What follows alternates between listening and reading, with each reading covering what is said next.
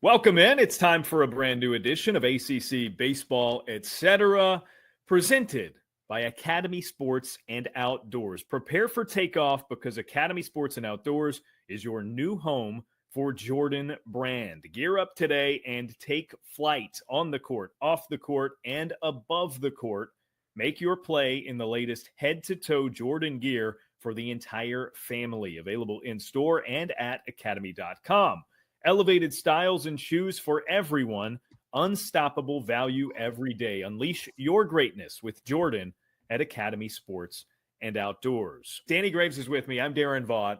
You guys know the drill. This is ACC Baseball Etc, part of the D1 Baseball Podcast Network. Big weekend to discuss that just happened, that is. I mean, we do have a big weekend, the final weekend of regular season play before we converge onto Durham Bulls Athletic Park for the ACC Baseball Championship. We'll talk a little bit about the tournament and sort of look ahead to that today. Danny, as you perused through the results throughout the ACC, what stood out this weekend? I would imagine there's a lot there. Duke is surging. They're ranked again for the first time in 10 weeks. Clemson still on this slide, but I don't know how to feel about it. I think maybe we don't feel horrible about it and we still feel okay about them. Where do you want to start? Okay, so I don't feel horrible about Clemson. I mean, I think they've lost to some good teams. It's not like they're just playing schmo teams and getting beaten, not playing good baseball. I feel like they're still a good ball club. My take on Clemson is they've gone the whole year just dominating. Like everything they did on the field was right. You know, whether it's pitching, defense, or offensively, everything was good. They won every ACC series every weekend that they had until they didn't. So now they've lost 3 straight ACC series, but guess what? That's what the ACC conference does. You can be so good and still end up losing a series over the weekend. But I still believe in them. I still think they have a really good team. I'm not worried about them. Let's just put it that way. They got the bad stuff out of the way. They finish at Pitt, right? I believe. Right. Yeah, they finish at Pitt. I know Pitt has shown some good signs here as of late, but on paper, Clemson's the better team. So if they go in there and do what they're supposed to do, they'll go into the tournament feeling a lot better about themselves. Not that they're feeling down, because I'm not. I am feeling up about Virginia. Winners of 10 of their last 11. Insane. And the amount of runs they're scoring, well over 10 runs a game. And to me, Harrison Didewick, I know, was one of my picks to click for the season, thinking that he's going to have a monster year after what he did last year. So like I think he's played in like 40 games. The first 30 games, he had like 16 hits. The last 10 games, he's had 10 hits. I know that's only 1 per game, but he's almost doubled that in the last 10 games. And he's doubled his home run total in the last 10 games. This is the right time for Harrison Didewick to start swinging the bat. It's almost like just forget how horrible it was at the beginning of the year. This is the time that they need him. And you mentioned Duke. I know we weren't supposed to talk about them for a long time. Oh, they're back, baby. Yeah, back. I think the Devs are back. I think you have to talk about them now, Daron. So I'm gonna go piece by piece there. Okay. First with Didewick, it's amazing, and we throughout the span of the season have talked about certain guys who got out of the gates kind of shaky or slow, who have since come around, right? And Daniel Cuvée, for instance, of Miami, was one of those, and he's totally turned his season around. I mean, and even when we were talking about, well, he's not been the Daniel Cuvée that we know he can be, he was still having a pretty decent season. Right. He has emerged as, I mean, he's on an absolute heater and playing like one of the best hitters in the ACC. He had another big weekend despite Miami getting swept by Virginia. Didewick, just put this in perspective. The expectation at the end of last season is that Didewick would not remain on this roster because he would be playing professionally right now. Yeah. We saw it as a boon for the Cavaliers that he was coming back along with Jay Woolfolk and the the number of guys they did have coming Henry back. Ford, It's, yeah. one of, Yep. it's one of the reasons they were number 2 in the D1 Baseball Top 25 preseason rankings. Yeah. Even with the recent surge that you just alluded to, Harrison Didewick is still only hitting 211. His on base is an abysmal 317. Yeah. His OPS is just over 700. Like it's with the rest of these guys that we've discussed, and I'll get to AJ Gracia, who's at the center of this conversation for Duke. It eventually came around for them within the span of a 50-game season. Maybe this is it coming together for Harrison Didewick. And if it is, imagine the stretches that Gracia and Cuvée are on just during a postseason run.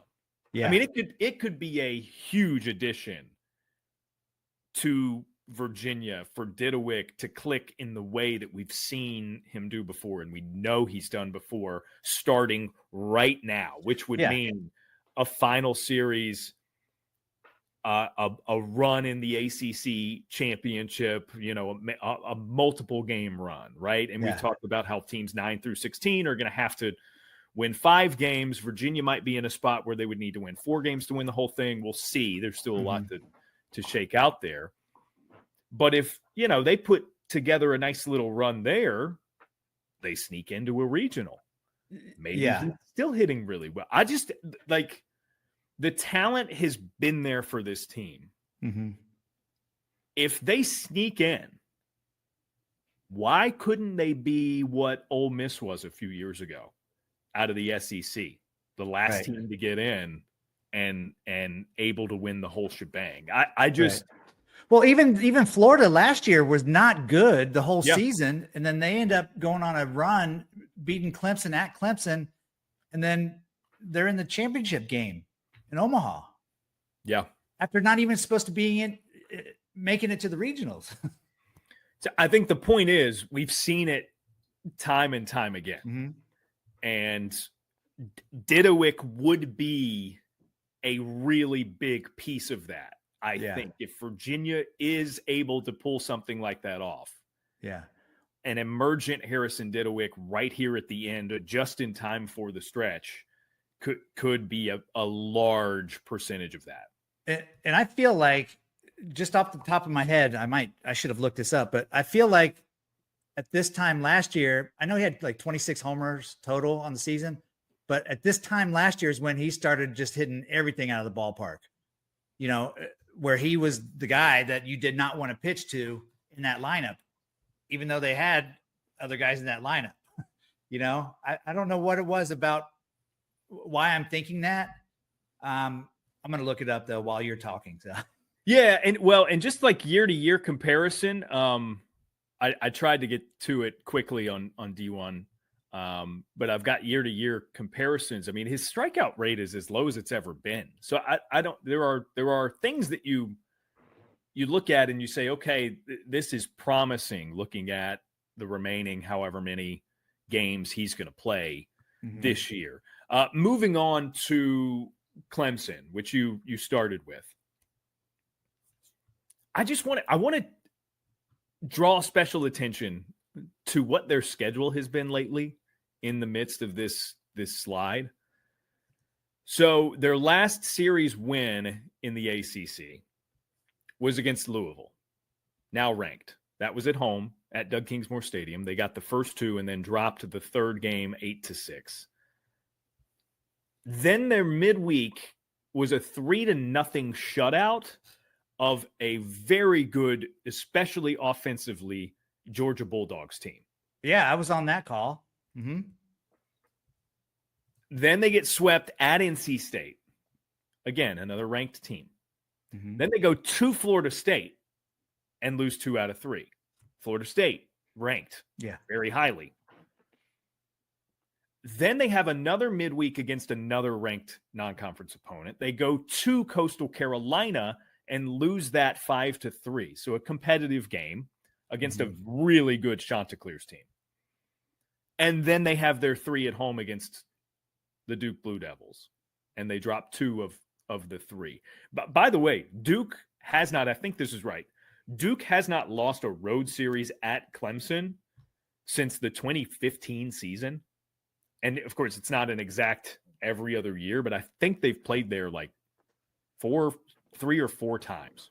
And that's almost a 10-year span. You're talking. I mean, it's wild. Yeah.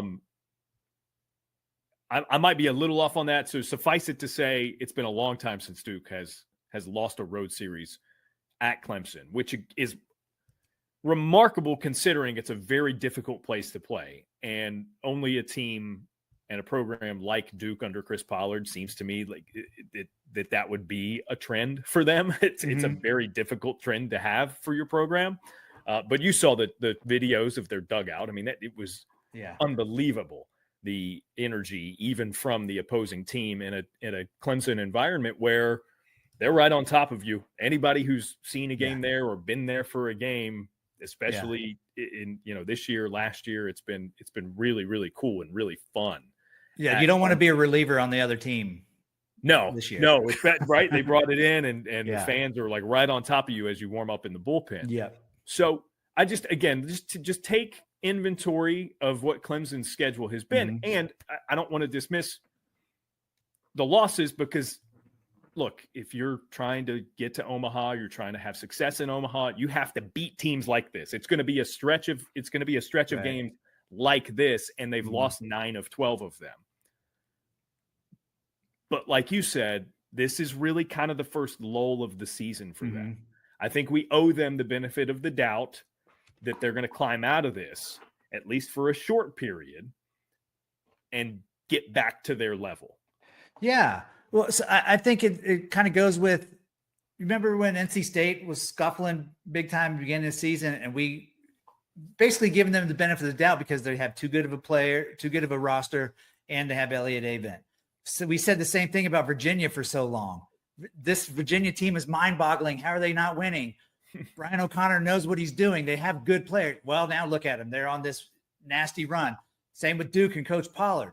So you're right. I think we owe it to Clemson and Bakich that this is just a little bump in the road. You don't want it this late in the season, but I feel like any championship team usually goes through some kind of bump in the road at some point in the year. And you just hope that you can get out of it quick. Yeah. Final thing, you touched on those 3 points as we got started. Yeah. The last one is Duke. I dismissed them. I literally banned them from being talked about on this show, right? Yeah. They're back. They're on the front burner, and they're a legit contender. Like, this is maybe an Omaha team, and you're not going to talk me out of it. But you didn't ban them because you thought they were terrible. You banned them because you kind of thought you were jinxing them. Yeah, I think that's that's a good assessment. Really, we were doing this thing that we did with Virginia and, college baseball at large was doing with Texas A&M. And it was like, are they good? Are they what we thought they were? And it's just it got annoying to me, to be frank. And we probably should have set the same parameters with like a Virginia. But we did it with Duke. I referred to them as my watched pot, and you guys know the expression, a watched pot never boils. We were watching them, waiting for them to boil, looking at AJ Gracia's batting average and seeing that it was sub 200, waiting for it to click because we know he's one of the best hitters in the country. And so we laid off. We let them ruminate for a little bit, and the Devs are cooking. They're winners of 11 of their last 13. Into the top 25 for the first time in 10 weeks. Week 3 of the season is when they dropped out. Oh, wow. Or after week 3 of the season is when they dropped out. So effectively, this is the first time they've been ranked throughout conference play. Yeah. Duke is 17-6 since March 30th. We're nearly midway through May. There's been a whole month in between there. So 17-6 since March 30th. Looking at those 6 losses, Gravy, 4 are by a single run. So it could have gone either way, yeah. 2 are by 2 runs. If you've seen this Duke team hit recently, you know that a 2-run lead might as well be, a third of a run. Yeah. Like team, If you beat Duke by 2, consider yourself to have eked out a close victory. Yeah. And they were very close to sweeping Clemson too. The first game, Clemson got out with a double play to end the game, right? And they had bases loaded, 2-run I game. believe. Yeah. 2-run game. They had men on. There was an opportunity. Yeah. Gosh, and 9 home runs in the 3 games, I believe. Yeah, they matched. I mean, they're crushing. 18 for Ben Miller, leads the team. He's right back at it. I mentioned Gracia. Mm-hmm. Again, we were well into the season, and A.J. Gracia's batting average was under 200. Yeah. Don't look now. Because it's right under 300, his average for the season. Mm-hmm. He's nearing getting back to a 1,000 OPS for the season. He's close. In their last 20 games, he's hit 400 with 6 home runs. All right. It's worked out. Yeah, I'd say.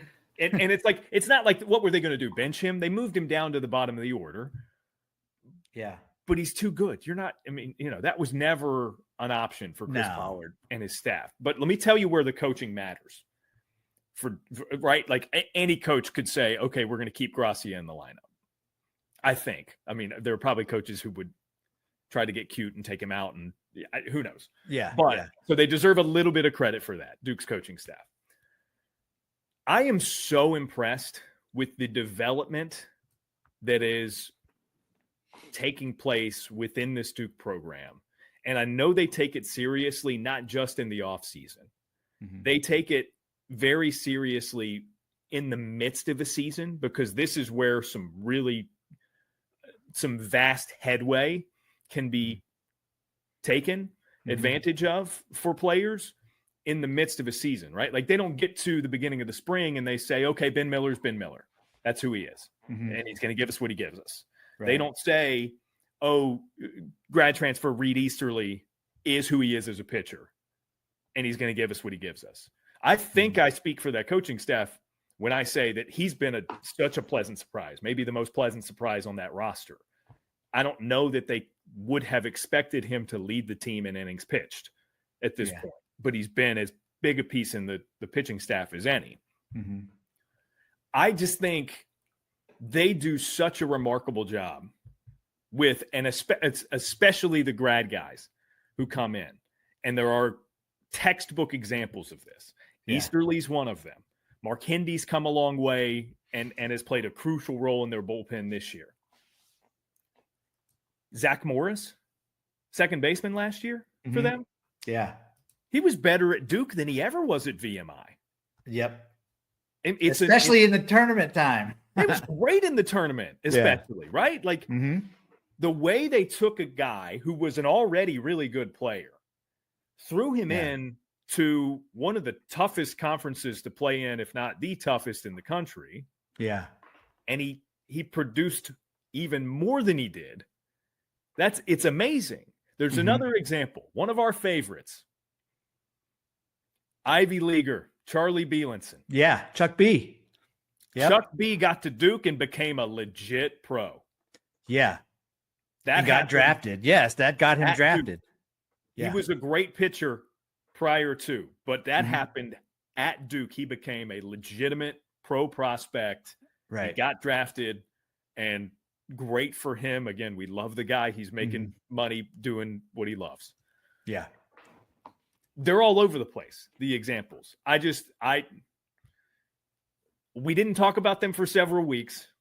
Get it out, dude. Them now that they're playing well. That was the part where I gush about Chris Pollard and the coaching staff. We can move on to the next subject. But hey, I'm all for it. You want to keep gushing about him? It's deserved. It's not like you're just spewing garbage. Like, I mean, it's warranted. I think they're making some noise, and they have been as of late. But I know you're just trying to. I'm not talking about him. But now I think you can. Getting ready to go in the tournament, they need to be talked about. So we're there. We're there with Duke. Yeah. I don't think we should overlook either as we look ahead to the conference tournament. Mm-hmm.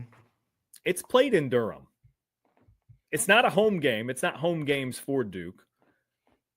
But some of the guys on that roster remember playing a good chunk of their home games at Durham Bulls Athletic Park. And I get it. We could have said this literally any time the tournament was at DBAP, and we probably did. So it's just something to consider. They are one of the they're one of the teams playing their best baseball of the season, approaching this tournament. It stands to reason to consider getting to sleep in their own bed.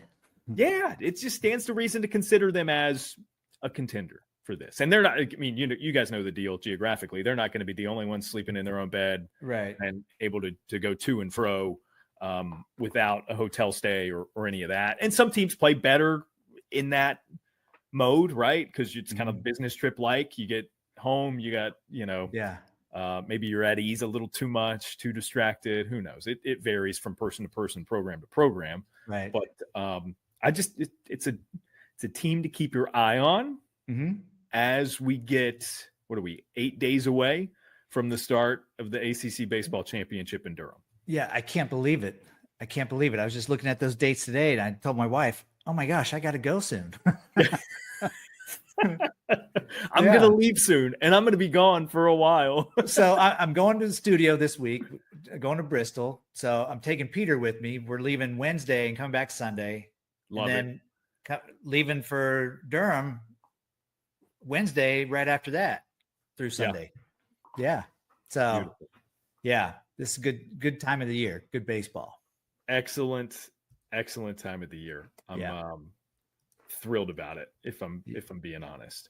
What else? Georgia Tech with a series victory, their final home series with Danny Hall, the legend, as their head coach. Did you see the grounds crew? Shout out to the grounds crew at Georgia Tech. Yeah. The big 17. It's unreal how they do that. It looked incredible. Yeah. And I was a little worried after the first game, but Georgia Tech pulled through and made it a good weekend to celebrate Danny Hall. So it's a big series win. I know there were a lot of people in the mentions on the D1 Top 25 release this morning. Hey, what did you guys forget about Georgia Tech? I think, safe to say they're probably on the fringes. We're not involved in the process of putting together the top 25, but I don't know that that's what you need to worry about right now. No, fans, it's worry about your placement in the regionals and how you're playing going into them, and things are going to work out just fine, whether you're fringe top 25 or in the top 25. Yeah, because at the end of the day, it's really during regular season, it's just bragging rights saying that, oh yeah, we were number one at such and such week of the season. You don't say, oh, we were number 3 or we were number 18 at this part of the season. Who cares? Who cares? Right? At the end of the day, if you're not number one ever, then you don't need to brag about or talk about the polls throughout the season. Just wait till the end of the season, then make some noise. RPI, they're 23rd right now, so that's kind of more important. Yeah, for sure. I think it could be argued also that even if you were number one at any point, it doesn't matter. It doesn't matter. It's just to say, well, we were at one point. Right. It's think of it as it's the vehicle with which we and people like us talk about the landscape on a week-to-week basis to really fill the time between when it's win or go home and the start of the season. That's right. That's ultimately what it is. And then, also consider there's a body of work. Georgia Tech had fallen out for reasons. So keep playing well, and you don't have to worry about that. It's almost better to just kind of sneak it in the back door, at this time of the year, just sneak it on in there. Yeah. I mean, we've got 9 in the top 25. We can't have much more than that. SEC people might get mad. So we don't want to make them mad anymore. I love that. All right, let's hit pause real quick. Okay. To talk about Turtle Box. College baseball fans, if you care about the tailgate as much as the game, Turtle Box is here to help. The outdoor-ready, waterproof Bluetooth speakers Pack a loud punch with premium sound that's built to be drop and crush proof, perfect for tailgates and those unpredictable weather days. A lot of those in the ACC this past weekend. As the official speaker of D1 Baseball, Turtlebox takes your tailgating experience from ordinary to epic, no matter where you are. I like that. I'm going to say it again. I got to get me one of these. We need ACC Baseball Etc branded turtle boxes. Oh, that would be legit. Or D1 Baseball branded. Or that, yeah. We're company men. It's fine. Yes, we can do both. Of course. We keep saying it. I need to figure out who we need to talk to for that, because that'd be fun. That'd be great. That would be. You know what I would love to do? I'd love to be able to, I don't know, say hey to some listeners in Durham when we're all there at the same time, and maybe give one away or two. You know what I mean? That's yes. We're going to work on that. We're going to work on that. So if you are going to be there in Durham, by all means, get in touch. Let us know. We would love to say hey. Our schedules are going to be a little bit staggered because Danny's doing ESPN TV studio in between games. I'll be there, but also back and forth because I've got play-by-play for the Big South Championship in the evenings. But we can figure it out to say, just to say hey, and thanks for listening. Appreciate your time. Right. That's right. That's right. I do want to talk a little bit specifically about the tournament. Yeah. So we've discussed the format, right? All 16 teams get in. Top 4, it's double round buys. 5 through 8, it is a single round bye. No buys for 9 through 16, but you're there and you're thrilled about it, I'm sure. Yeah. I think 2 weeks ago, posed the question of the 9 through 16, or of teams that maybe are likely to be 9 through 16. Who do you feel best about getting through that group? Because the reality is you're going to have to win 5 games in a row. Yeah. If that's you. Tuesday, Wednesday, Thursday, Friday, Saturday. There's a gap day in between because you'd win the championship on Sunday. At one point, they're doing the round over 2 days. So you'd have to win 5 games in 6 days. Yeah. That's not easy. No. So we got to thinking about it. Danny and I, we put in the man hours. That's right. Schedules, skedies.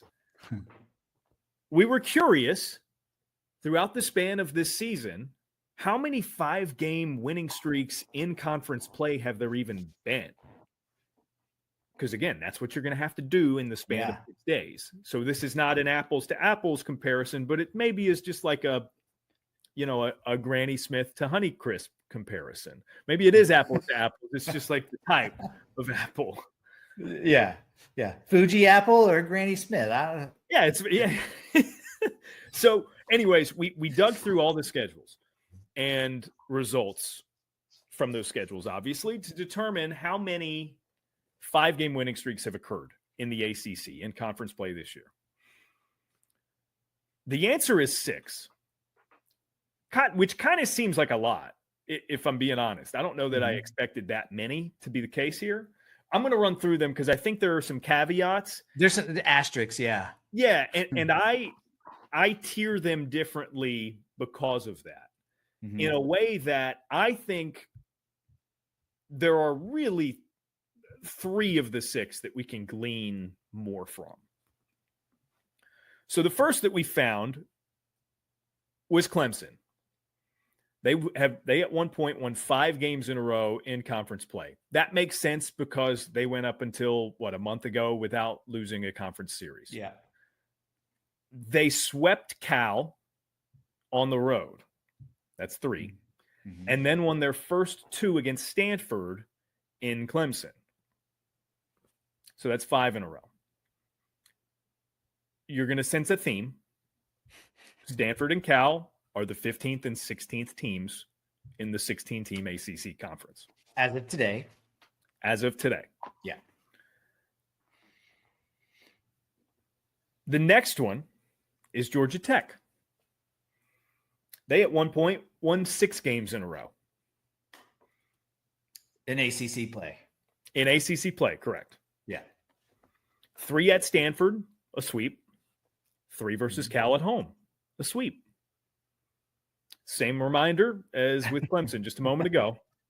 Those are the 2 last place teams in the conference. Yeah. The next best is another 6-game win streak in conference play. Notre Dame won 6 in a row at one point. They've been hot at times, right? Mm-hmm. Mm-hmm. Well, they took all 3 in a series at Stanford, and they swept a series against Cal at home. worst 2 teams in the conference. You see what I'm getting at here? Yeah. So now we've got 3 past these that I think stand out a little bit more.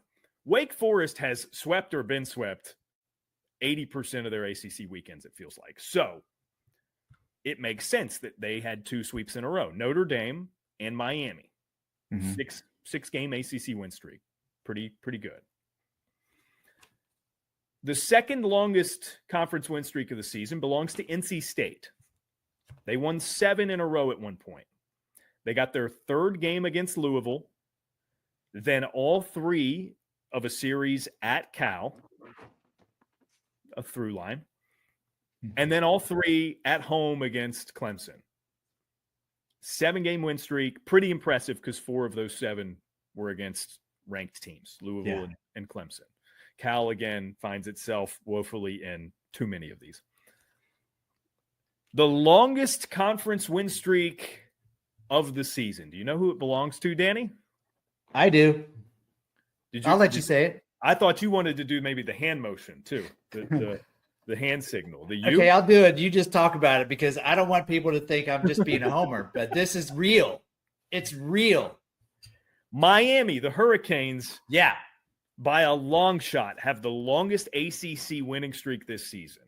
They at one point won 10 consecutive conference games, including 2 against Duke, 3 against Georgia Tech, 3 at Boston College, and then 2, remember they only got a chance at 2 because of a rain out against NC State. So that could have been maybe a 3rd sweep in a row. It could have been 11 in a row, yeah. Which would have been 11 games in a row.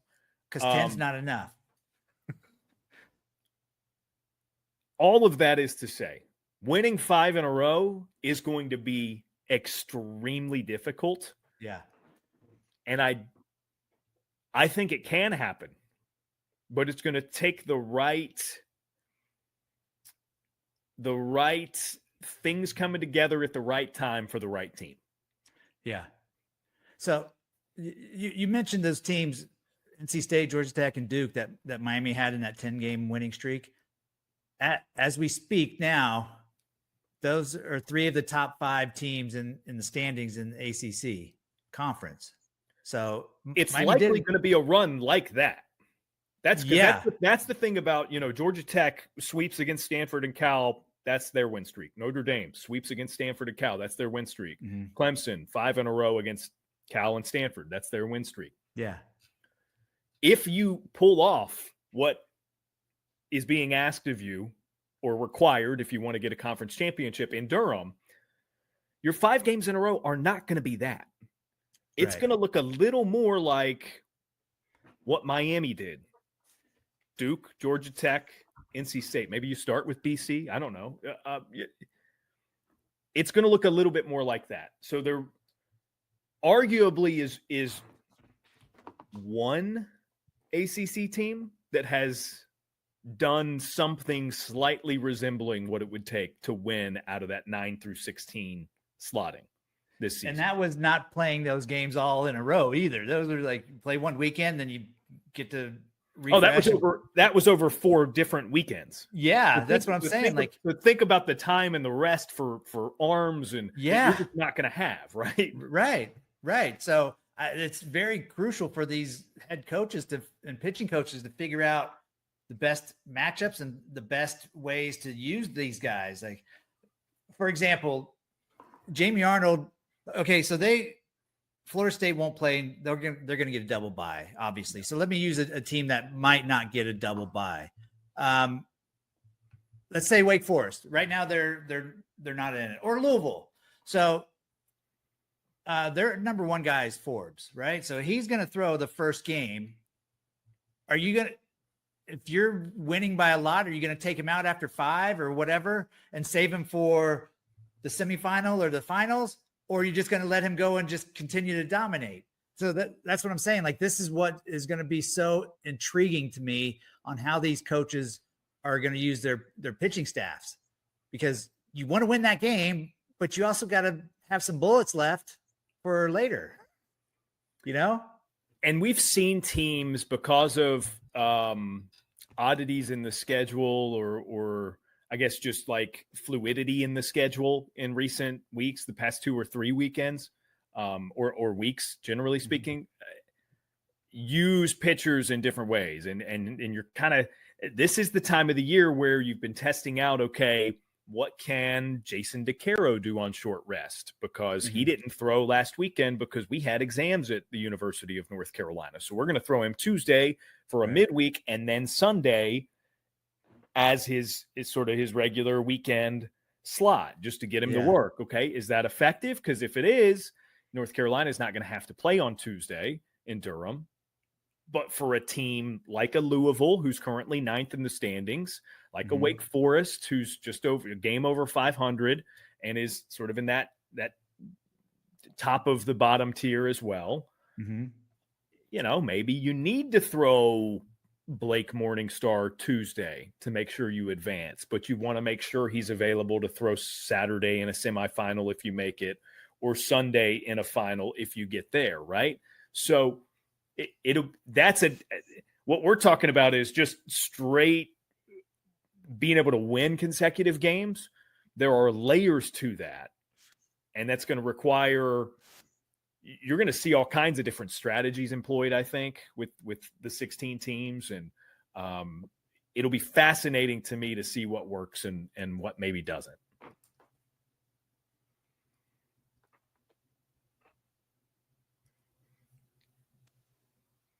Lost you. You got me now? I lost you again. All right. Can you hear me? Yeah? No? Your mic's muted. You're muted. Why? Okay. Now you got me? Yeah. Okay. I don't understand. Like, we get to talking about something and somebody just doesn't want me to say it. All right. So I was saying it's just going to be fascinating to see how different teams strategize the week, what works, what doesn't. So if you got a final thought on the tournament and the format and all that stuff, by all means give it. But then I want to get to Hall of Name, because we got a super fun Hall of Name. I just love the format. I can't wait. There's going to be a shocker team, I think, that's going to get towards the end. Not saying they're going to win it, but could you imagine if Stanford's 3 top starting pitchers just go out and dominate? Well, I mean, if they pitch as well as we have seen them pitch so far this season. Yeah. Could you imagine? Maybe, and it's like they for sure have hitters. We talk about guys who kind of have had slow progression this season. Rintaro Sasaki's right there, and it was great to see him as a nominee for Conference Player of the Week this week, but they lost a series to out of conference Grand Canyon, and it's just tough to see the team struggle the way that they have. But you're right, the talent, they've got plenty of talent. They could go on a nice little run. I don't know that the depth of the pitching is there, but you're right. If you get 3 quality starts out of consecutive starters, who's to say you don't win a few and you go on a little run?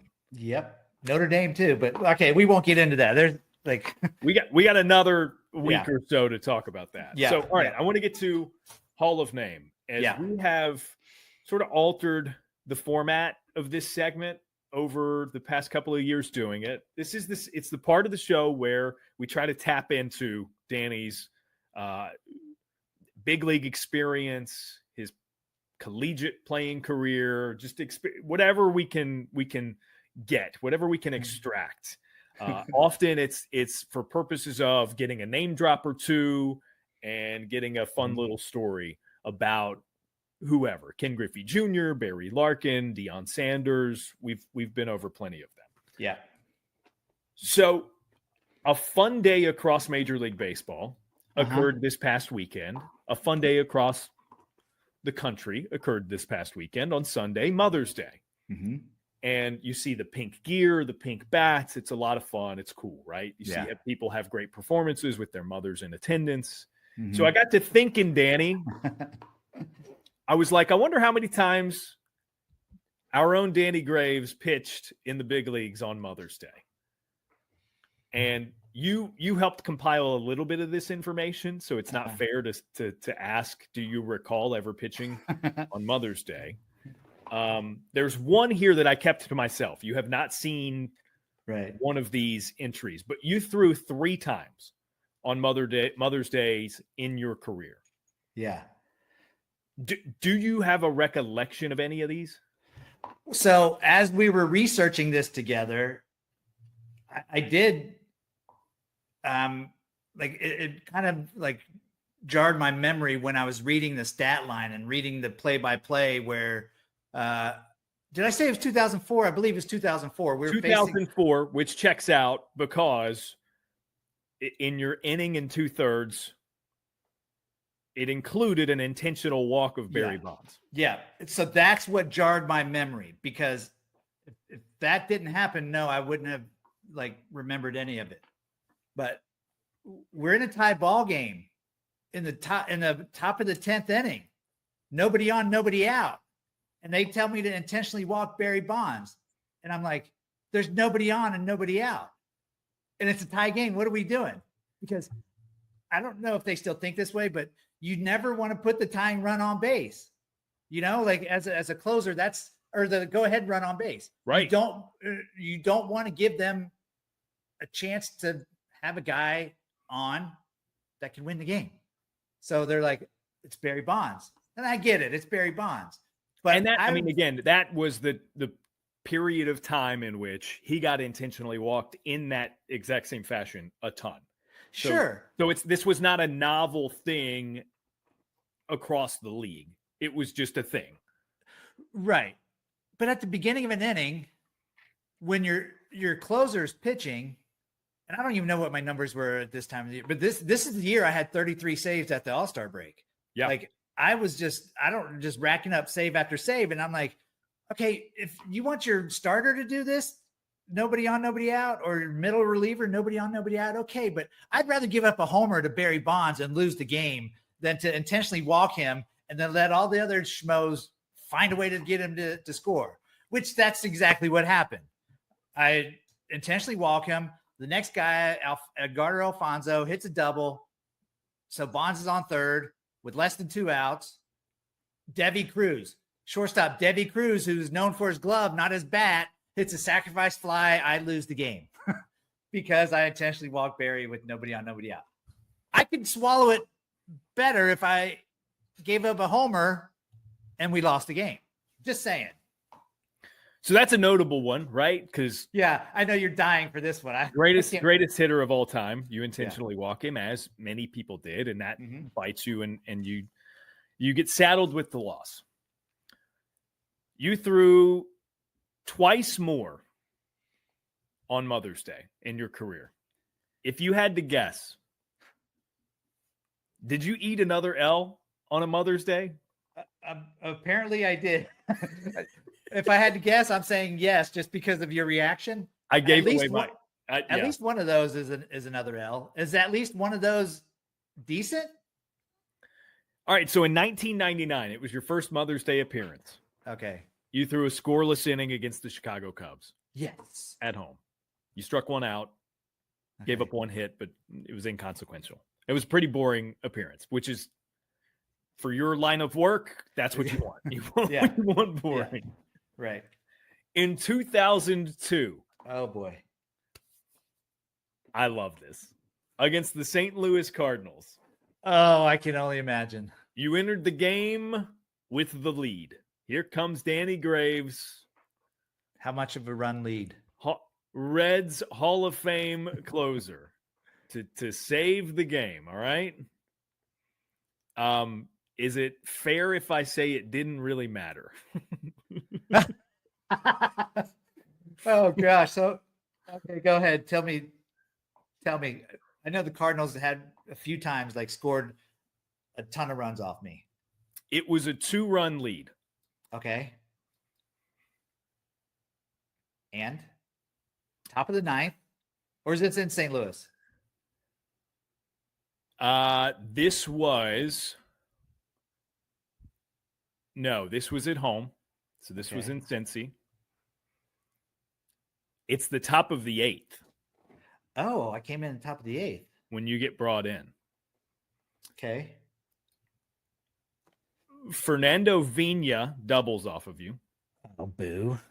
Line drive to right, down the line. And Placido Polanco scores. I think that was yours. Yeah, yep. So that made it 8-7. I don't know what you did to Polanco to get him on. Maybe a walk. What, did I come in with guys on base? Or did I start the inning? Yeah, I got to check that out. Hold on. Okay, it doesn't matter. I want to hear more of the nonsense, like the crushing. I just love the synergy here because I root for the show. You know this in everything. I root for the show. Yeah. And even in 2002, long before this show existed, it was good for the show that you blew this save in such a spectacular fashion. Okay. You tossed 1/3 of an inning. Gave up 3 runs on 3 hits. The death knell was a home run. Would you like to guess who hit the home run? In 2002? A former guest on and friend of this show hit the game-winning home run. J.D. Drew. Florida State Seminoles legend, Yep. J.D. Drew. Yeah. Took you a yard. Yeah. And you blew the save in just like it was probably one of your worst outings of a 3 or 4 year stretch there. I mean, you got one dude out and blew the save. Yeah. Well, and I remember, I feel like other than that, I did pretty well against JD Drew, but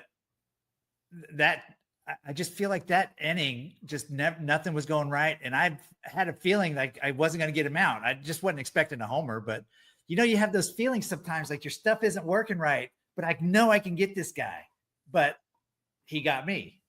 But JD Drew's he was an awesome player, dude. Like, I mean, much in the same way that you would have been okay giving up a home run to Barry Bonds. Like, yes, you can't feel too bad about that. No, I don't feel too bad about that. I love the fact that it's for the show, man. Anything for the show. And it just the way it correlates with a former guest. That's even better. It's beautiful. Yeah. It's a beautiful game. I love that. I love that. Oh gosh. Yeah. Some birthdays and holidays don't go well for me. Yeah. So you were 0-2 on Mother's Day in your career. Gosh. As a closer, it'd be different if one of those was like one of the years you started. Yeah. I should have told them I can't pitch on Mother's Day. I don't know what it was. I really don't. Man. I hope that bad mojo is not following you around to this day. How was your Mother's Day this past Sunday? Good day, I imagine. Oh yeah, it was great. It was great. Good. Yeah, I actually had my mom laughing more than I've ever had her laugh in her entire life on the phone. So you know what? It's a W. She needed a good laugh. Yeah. W. Your first ever win on Mother's Day. That's what. Yes. Yeah, it for sure was. It for sure was. Yeah. Oh man, excellent stuff. That's so funny. That is Hall of Name with Danny Graves. That was fun. It took a little bit of digging to get that info from your Mother's Day appearances, but I'm glad we made that work. Surprisingly, Stathead over at Baseball Reference, the fine people at Baseball Reference, does not have just a simple pull up his Mother's Day performances. No, but you can pull up the birthday, which is weird.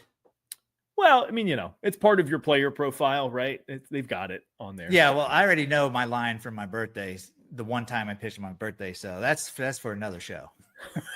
Okay, we'll do that another time. Yeah. But I'm going to do some research on Father's Day.